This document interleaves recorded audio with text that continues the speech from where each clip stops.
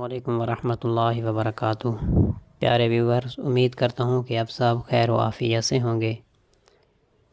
تو آج کی اس ویڈیو کے اندر سورۃ القدر کا لفظی اور بامحاورہ ترجمہ بیان کرنا ہے اور اس کی تشریح بیان کرنی ہے۔ تو آپ لوگوں سے گزارش ہے کہ اگر ابھی تک آپ نے اس چینل کو سبسکرائب نہیں کیا تو پہلے اس چینل کو سبسکرائب کر لیں۔ بسم اللہ الرحمن الرحیم۔ سورۃ القدر یہ مکی صورت ہے۔ اس کا 1 رکوع ہے اور اس کی 5 آیات ہیں۔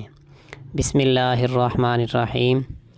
با کا معنی کے ساتھ، اسم کا معنی نام، اللہ کا معنی اللہ۔ بسم اللہ، اللہ کے نام کے ساتھ، الرحمن جو بے حد مہربان، الرحیم نہایت رحم کرنے والا ہے۔ بسم اللہ الرحمن الرحیم، اللہ کے نام کے ساتھ جو بے حد مہربان نہایت رحم کرنے والا ہے۔ انا انزلناہ فی لیلۃ القدر۔ انا کا معنی بے شک ہم نے، انزلناہ، انزلنا کا معنی بھی ہم نے نازل کیا، ہو کا معنی اس کو یعنی قرآن مجید کو، انا انزلناہ بے شک ہم نے نازل کیا اس قرآن مجید کو، فی کا معنی میں، لیلہ کا معنی رات اور قدر کا معنی قدر۔ انا انزلناہ فی لیلۃ القدر، بے شک ہم نے نازل کیا اس قرآن مجید کو لیلۃ القدر میں۔ وما ادراک ما لیلۃ القدر، واو کا معنی اور، ما کا معنی کیا، ادرا کا معنی معلوم، کاف کا معنی آپ کو، وما ادراکا اور آپ کو کیا معلوم، ما کا معنی کیا ہے، لیلۃ القدر کا معنی شب قدر، وما ادراک ما لیلۃ القدر اور آپ کو کیا معلوم کہ لیلۃ القدر کیا ہے، یعنی شب قدر کیا ہے۔ لیلۃ القدری، لیلۃ القدر یعنی شب قدر، خیرن بہتر ہے، من کا معنی سے، الف معنی ہزار، شہر معنی مہینہ۔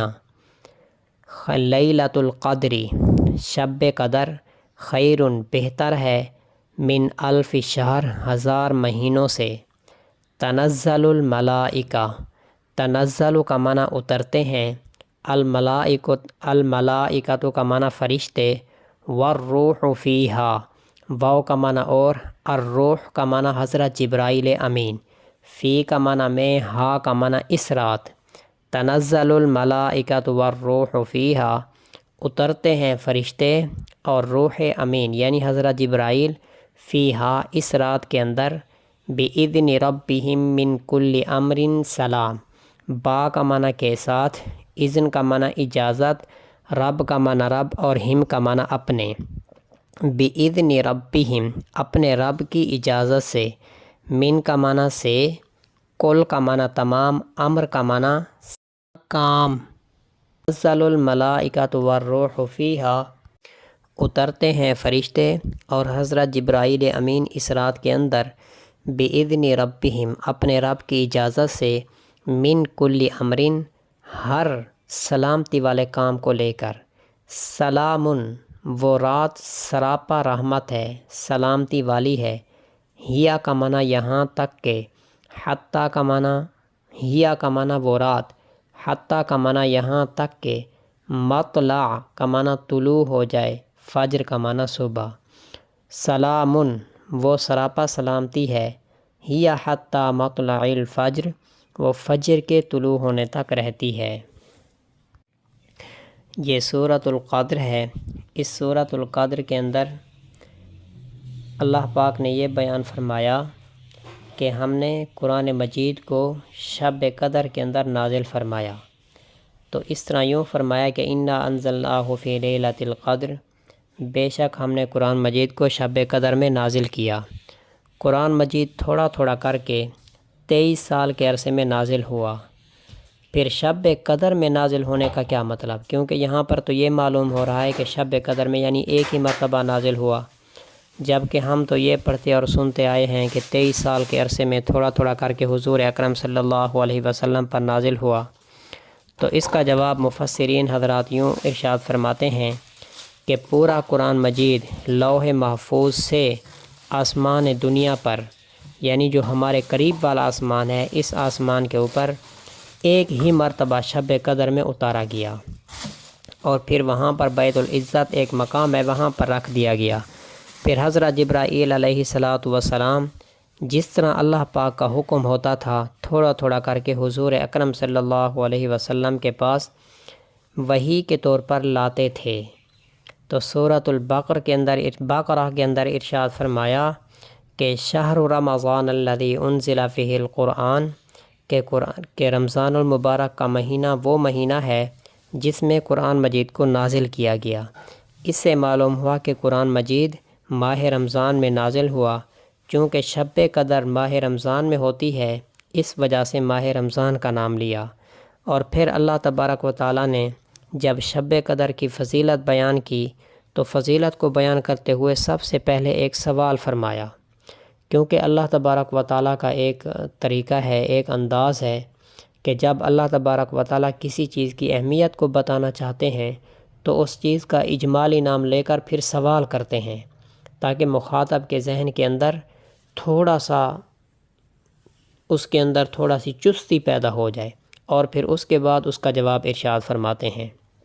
تو اسی انداز کو اپناتے ہوئے اللہ پاک نے ارشاد فرمایا کہ وما ادراک ما لیلۃ القدر، آپ کو کیا معلوم کہ شب قدر کیا ہے۔ اس کے بعد پھر شب قدر کو بیان فرمایا کہ لیلۃ القدر، شب قدر وہ رات ہے جو 1000 مہینوں سے بہتر ہے۔ اس کا مطلب یہ ہے کہ کوئی شخص 1000 مہینے تک اعمال صالحہ میں مشغول رہے، یعنی ایسے 1000 مہینے جن کے اندر شب قدر نہ ہو، اور کوئی شخص شب قدر عبادت میں مشغول رہے، صرف یعنی شب قدر کے اندر عبادت کر لے، تو اس کا یہ عمل 1000 ماہ اعمال صالحہ میں لگے رہنے والے شخص سے افضل ہوگا۔ حضرت ابن عباس رضی اللہ تعالی عنہما سے روایت ہے کہ رسول اللہ صلی اللہ علیہ وسلم کی خدمت میں بنی اسرائیل میں سے ایک شخص کا ذکر کیا گیا جو فی سبیل اللہ 1000 ماہ تک اپنے کندھوں پر جہاد کے لیے ہتھیار اٹھائے رہا۔ رسول اللہ صلی اللہ علیہ وسلم کو یہ بات پسند آئی، اور اللہ تبارک و تعالیٰ کی بارگاہ میں عرض کیا کہ اے پروردگار، آپ نے میری امت کو دوسری امتوں کے مقابلے میں کم عمر دی ہے، اور عمر کم ہونے کی وجہ سے ان کے اعمال بھی کم ہیں، ان کے لیے بھی زیادہ ثواب کا کوئی راستہ ہونا چاہیے۔ تو اس پر اللہ تبارک و تعالیٰ نے اس سورۃ القدر کو نازل فرمایا اور ارشاد فرمایا کہ شب قدر 1000 مہینوں سے بھی بہتر ہے۔ اب 1000 مہینوں سے کتنی بہتر ہے اس کا اندازہ اللہ تبارک و تعالیٰ کو ہے، دنیا کے اندر کوئی بندہ اس کا اندازہ نہیں لگا سکتا، کئی درجے بہتر ہے۔ 1000 مہینے کے 83 سال اور 4 مہینے ہوتے ہیں، پھر شب قدر کو 1000 مہینوں کے برابر نہیں بلکہ 1000 مہینوں سے بھی بہتر فرمایا۔ کس قدر بہتر ہے اس کا علم اللہ ہی کو ہے۔ مومن بندوں کے لیے شب قدر بہت ہی خیر و برکت کی چیز ہے، یعنی ایک رات جاگ کر عبادت کر لیں اور 1000 مہینوں سے زیادہ عبادت کا ثواب پا لیں، اس سے بڑھ کر اور کیا چاہیے۔ اس لیے تو حدیث شریف میں آیا ہے کہ من حرمھا فقد حرم الخیر کلہ، کہ جو شخص اس شب قدر سے محروم ہو گیا گویا کہ پوری بھلائی سے محروم ہو گیا۔ ولا یحرم خیرھا الا کل محروم، اور شب قدر کی خیر سے وہی محروم ہوتا ہے جو کامل طور پر محروم ہو۔ ابن ماجہ کی یہ روایت ہے۔ مطلب یہ ہے کہ چند گھنٹے کی رات ہوتی ہے اور اس میں عبادت کر لینے سے 1000 مہینے سے زیادہ عبادت کرنے کا ثواب ملتا ہے۔ چند گھنٹے بیدار رہ کر نفس کو سمجھا بجھا کر عبادت کر لینا کوئی ایسی قابل ذکر تکلیف نہیں جو برداشت سے باہر ہو، تکلیف ذرا سی اور ثواب بہت بڑا۔ اگر کوئی شخص 1 پیسہ تجارت میں لگا دے اور 20 کروڑ روپے کا نفع پالے، اس کو کتنی خوشی ہوگی، اور جس شخص کو اتنے بڑے نفع کا موقع ملا پھر اس نے توجہ نہ کی، اس کے بارے میں بالکل یہی کہا جائے گا کہ وہ تو پورا اور پکا محروم ہے۔ پہلی امتوں کی عمریں زیادہ تھیں، اس امت کی عمر بہت سے بہت 80-70 سال ہوتی ہے۔ اللہ پاک نے یہ احسان فرمایا کہ ان کو شب قدر عطا فرما دی، اور شب قدر کی عبادت کا درجہ 1000 مہینوں کی عبادت سے زیادہ کر دیا۔ محنت کم ہوئی، وقت کم لگا، اور ثواب میں بڑی بڑی امتوں سے بھی اس کا ثواب بڑھا دیا۔ تو یہ اللہ تبارک و تعالیٰ کا اس امت پر فضل اور احسان ہے۔ حضرت عائشہ صدیقہ رضی اللہ تعالیٰ عنہ نے بیان کیا کہ رسول اللہ صلی اللہ علیہ وسلم نے ارشاد فرمایا کہ رمضان کے آخری عشرے کی طاق راتوں میں شب قدر کو تلاش کیا کرو۔ مشکات شریف کی یہ روایت ہے۔ حضرت ابو ہریرہ رضی اللہ تعالیٰ عنہ سے روایت ہے کہ رسول اللہ صلی اللہ علیہ وسلم نے ارشاد فرمایا کہ جس نے ایمان کے ساتھ ثواب کی امید رکھتے ہوئے رمضان المبارک کے روزے رکھے اس کے پچھلے سارے گناہ معاف، اور جس نے رمضان المبارک کی راتوں میں ایمان کے ساتھ ثواب کی نیت سے قیام کیا اس کے پچھلے سارے گناہ معاف ہو جائیں گے، اور جس نے ثواب کے ساتھ ایمان کے ساتھ ثواب کی امید رکھتے ہوئے شب قدر میں قیام کیا یعنی نمازیں پڑھتا رہا تو اس کے بھی پچھلے سارے گناہ معاف۔ قیام کرنے کا مطلب یہ ہے کہ نماز میں کھڑا رہے، اور اسی قیام ہی کے حکم میں ہے کہ بیٹھ کر تلاوت کریں، ذکر میں مشغول ہوں۔ ثواب کی امید رکھنے کا مطلب یہ ہے کہ ریاکاری وغیرہ یہ نہ ہو، کسی قسم کی خراب نیت سے عبادت میں مشغول نہ ہو، بلکہ اخلاص کے ساتھ مخلص اللہ کی رضا اور ثواب کی نیت سے عبادت میں لگا رہے۔ علماء نے فرمایا کہ ثواب کا یقین کر کے بشاشت قلب کے ساتھ کھڑا ہو، بوجھ دلی کے ساتھ عبادت پہ نہ لگے۔ ثواب کا یقین اور اعتقاد جس قدر زیادہ ہوگا اتنی ہی عبادت میں مشقت کا برداشت کرنا آسان ہوگا۔ یہی وجہ ہے کہ جو شخص قرب الہی میں جس قدر ترقی کرتا جاتا ہے عبادت میں اس کا انہماک اتنا ہی زیادہ ہوتا جاتا ہے۔ نیز یہ بھی معلوم ہو جانا ضروری ہے کہ حدیث بالا میں اور اس جیسی احادیث میں کہ جن میں گناہوں کی معافی کا ذکر ہے، علماء کا اجماع ہے کہ کبیرہ گناہ بغیر توبہ کے معاف نہیں ہوتے۔ پس جہاں احادیث میں گناہوں کے معاف ہونے کا ذکر آتا ہے وہاں صغیرہ گناہ مراد ہوتے ہیں، اور صغیرہ گناہ ہی انسان سے بہت زیادہ سرزد ہوتے ہیں۔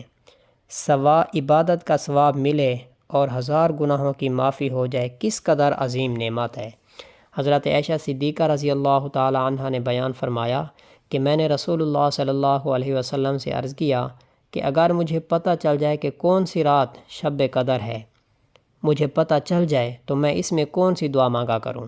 حضور اکرم صلی اللہ علیہ وسلم نے ارشاد فرمایا کہ یوں دعا مانگنا، اللہم انک عفو تحب العفو فاعف عنی، اے اللہ اس میں شک نہیں کہ آپ معاف کرنے والے ہیں، معاف کرنے کو پسند فرماتے ہیں، لہذا مجھے معاف فرما دیجئے۔ دیکھیے کیسی عظیم دعا ارشاد فرمائی، نہ زر مانگنے کو بتایا، نہ زمین، نہ دھن دولت، کیا مانگا؟ معافی۔ بات اصل یہ ہے کہ آخرت کو معاملہ سب سے زیادہ کھٹن ہے، وہاں اللہ کے معاف فرمانے سے کام چلے گا۔ اگر معافی نہ ہوئی اور خدا نخواستہ عذاب میں گرفتار ہوئے تو دنیا کی ہر نعمت اور دولت سب اور ثروت سب بیکار ہو جائے گی۔ اصل شے معافی اور مغفرت ہے۔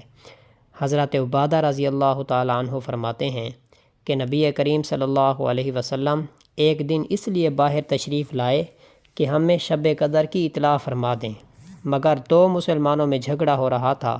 حضور صلی اللہ علیہ وسلم نے ارشاد فرمایا کہ میں تو اس لیے آیا تھا کہ تمہیں شب قدر کی اطلاع دوں، مگر فلاں شخصوں میں جھگڑا ہو رہا تھا جس کی وجہ سے اس کی تعیین میرے ذہن سے اٹھا لی گئی۔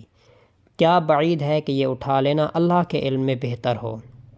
اس مبارک حدیث سے معلوم ہوا کہ آپس میں جھگڑا اس قدر برا عمل ہے کہ اس کی وجہ سے اللہ پاک نے نبی کریم صلی اللہ علیہ وسلم کے قلب سے اس مبارک رات کی تعیین اٹھا لی، یعنی کس رات کو شب قدر ہے مخصوص کر کے اس کا علم جو دیا گیا تھا وہ قلب سے اٹھا لیا گیا۔ اگرچہ بعض وجوہ سے اس میں امت کا بہت فائدہ ہے جیسا کہ انشاءاللہ میں ذکر کروں گا، لیکن سبب آپس کا جھگڑا بن گیا جس سے آپس کے جھگڑے کی مذمت کا پتہ چلتا ہے۔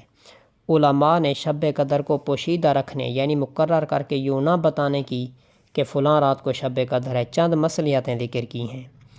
مصلحت یہ ہے کہ اگر اس کی تعیین باقی رہتی تو جو کمزور طبع والے لوگ ہیں وہ دوسری راتوں کا قیام بالکل چھوڑ دیتے، اور جب اس کی تعین نہیں ہے تو اب کوئی بندہ ہر آخری عشرے کے اندر یہ سوچتا ہے کہ شاید یہ والی شب قدر ہو، یہ رات شب قدر ہو، بہت ساری راتیں اس کو جاگنے کی توفیق مل جاتی ہے۔ اور دوسری اس کی وجہ یہ ہے کہ کچھ لوگ ایسے ہوتے ہیں جو گناہ کے اندر اس طرح مبتلا ہوتے ہیں کہ بغیر گناہ کے ان کو چارہ ہی نہیں ہوتا، سرزد ان سے گناہ ہو جاتا ہے۔ اگر رات کی تعین باقی رہتی، اسے پتہ ہوتا کہ یہ رات شب قدر ہے، تو اس رات کے اندر بھی اگر وہ گناہ کر لیتا تو گناہ کرنے کی صورت میں اس کا وبال بھی بہت زیادہ ہو جاتا، کیونکہ اس کو پتہ تھا کہ یہ رات شب قدر ہے اور پھر اس میں گناہ کیا ہے۔ تو جب اللہ پاک نے اس کو تعین نہیں کی تو اس سے یہ پتہ چلا کہ تو اس بندے کے نے جو گناہ کرنا ہے، گناہ کا کچھ کم اور ہلکا ہونا اللہ کے نزدیک یہ ثابت ہوا۔ تیسری وجہ یہ ہے کہ اگر یہ رات متعین کر دیتی اور پھر وہ رات کسی شخص سے چھوٹ جاتی تو وہ آئندہ راتیں افسردگی کی وجہ سے نہ جاگ سکتا۔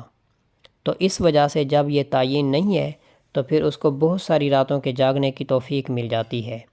چوتھی وجہ یہ ہے کہ رمضان کی عبادت میں حق تعالیٰ جل شانہ ملائکہ پر تفاخر فرماتے ہیں کہ جب بندہ رمضان المبارک کے اندر عبادت کرتا ہے تو اللہ فرشتوں پر فخر فرماتے ہیں کہ دیکھو میرے بندے عبادت کر رہے ہیں۔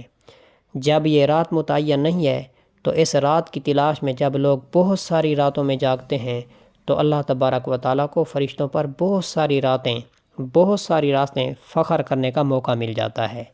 تو اس وجہ سے اللہ تبارک و تعالیٰ نے اس رات کو اللہ تبارک و تعالیٰ نے چھپا رکھا۔ بہرحال اس رات کے اندر بہت ساری عمدہ یہ رات ہے اور بہت زیادہ فضیلت والی رات ہے۔